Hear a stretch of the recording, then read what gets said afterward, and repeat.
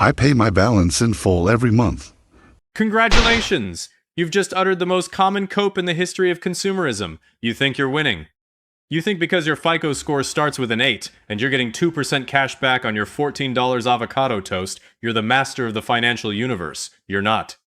You're a circus performer walking a tightrope made of thin, flimsy plastic, and there isn't a safety net beneath you. There's just a jagged pit of high-interest despair and a collection agency named Vulture and Sons waiting for you to trip.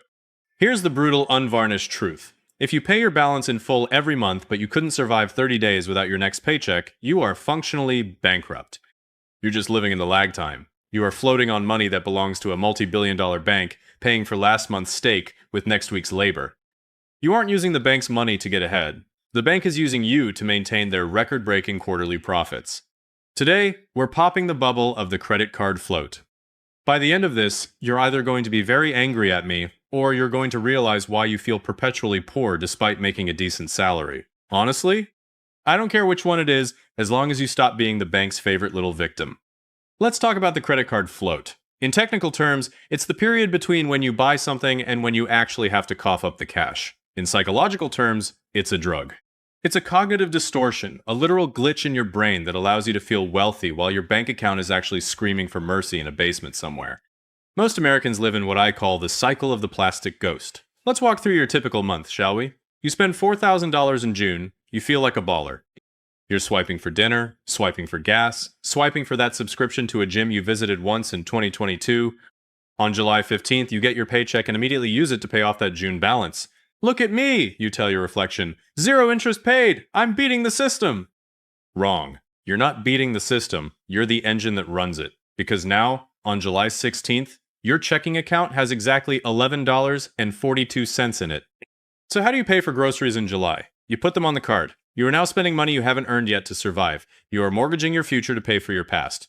You are a time traveler, but instead of killing Hitler, you're just killing your retirement. Why do we do this? It's called status signaling. We live in a culture where looking rich is more important than actually being wealthy. You need the new iPhone, the Lululemon leggings, and the Tesla lease because your neighbor, Dave, who by the way is 3 missed paychecks away from living in a cardboard box, just got them. This is loss aversion working against you. You're so afraid of losing the feeling of being middle class that you refuse to acknowledge you're actually one unexpected transmission repair away from total collapse. The banks have spent billions of dollars researching how to decouple the pleasure of buying from the pain of paying. When you use cash, your brain registers a physical sensation of loss. When you swipe, your brain registers a hit of dopamine. You get the goods now, and the pain is deferred for 30 days. By the time the bill comes, the dopamine is gone, and you're just a debt slave working to pay off a meal you've already pooped out. And let's talk about the points trap. Oh, you love your 2% cash back? You're spending 15% more on things you don't need just to get 2% back in Monopoly money that you can only spend on a flight to a city where you can't afford the hotels. You're not a savvy traveler, you're a pawn in a loyalty game where the house always wins. Pull out your calculators, if you haven't sold them for scrap metal yet. Let's look at the real math of the float, because numbers don't have feelings, and they don't care about your excuses. Imagine you earn $5,000 a month after taxes. This is a solid, middle-class American income. Your fixed costs, rent, car, utilities, are $3,000. Your lifestyle, dining out, subscriptions, treating yourself because you had a hard Tuesday is $2,000. In your head, you are breaking even. But in reality, you are walking a knife's edge. Let's look at what happens when you float that $5,000 balance. On paper, you're fine. You pay the bill, you have $0, but look at the opportunity cost. If that $5,000 was sitting in a high-yield savings account at 5% interest, or better yet, a boring S&P 500 index fund, it would be earning money for you. Instead, it's sitting in the bank's vault, earning money for them.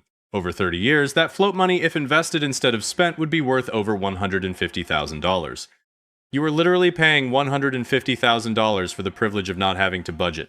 But wait, it gets darker. Let's talk about inflation and lifestyle creep. Inflation in the US isn't just a boring number on the news, it's a silent thief.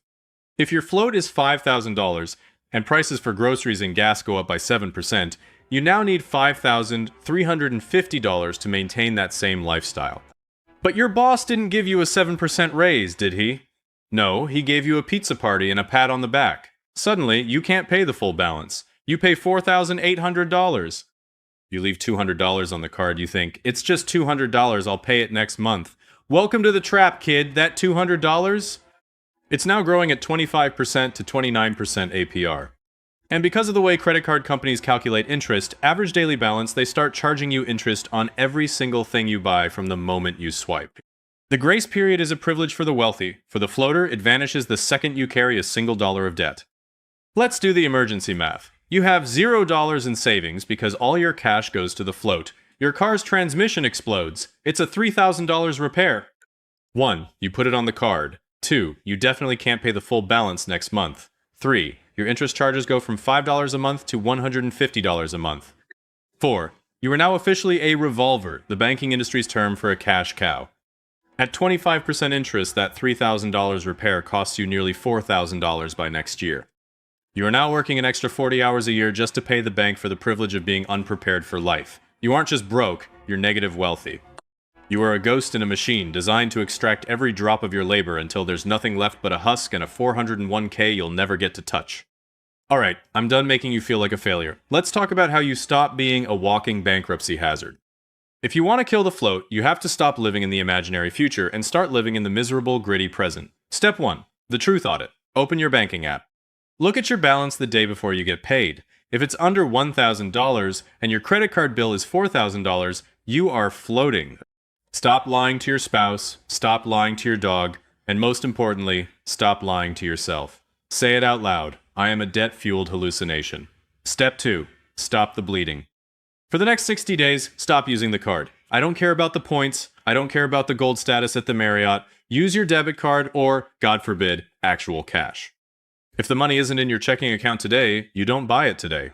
If you can't afford the $6 latte with the money you actually own, guess what? You're a person who drinks the free, burnt coffee at the office this week.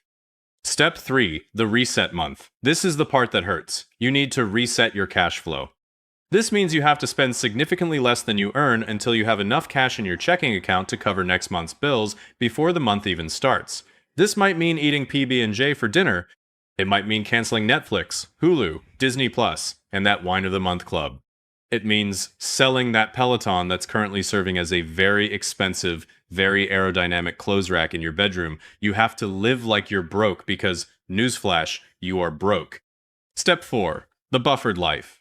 You are safe when your paycheck from August covers your bills for September. When the money hits your account, it sits there. It waits. It gets bored. When the credit card bill comes, you aren't waiting for a paycheck to clear. The money is already there, ready to kill the bill instantly. Once you've killed the float, you build an emergency fund. And I'm not talking about an I want a new GPU fund. I mean the world is ending and I need to eat fund. 3 to 6 months of expenses. Put it in a high-yield savings account. Only then, and I mean only then, can you talk to me about optimizing your travel rewards. Until you have a buffer, those points are just breadcrumbs the bank throws at you while they're making off with your entire bakery. Look, I get it. Being normal in America today means being stressed, over-leveraged, and one medical emergency away from a GoFundMe page. But normal is for people who want to die at their desks. You can keep floating if you want. It's a great way to ensure the CEO of Chase can buy a 4th yacht. The banks love you. Your credit card issuer wants to take you out to a nice dinner. Just kidding. They want you to pay for it at 29.99% interest. If you want to actually own your time, your labor, and your sanity, you have to kill the float. If not, feel free to ignore everything I just said. Continue your slow-motion slide into the abyss of middle-class poverty. It makes no difference to me. My index funds are doing just fine, and I don't buy things I can't afford to impress people I don't like. Subscribe so you stop being a bank's favorite victim. Or don't. Go buy a new truck with a 7-2-month loan. See if I care. Now go check your bank balance. It's lower than you think.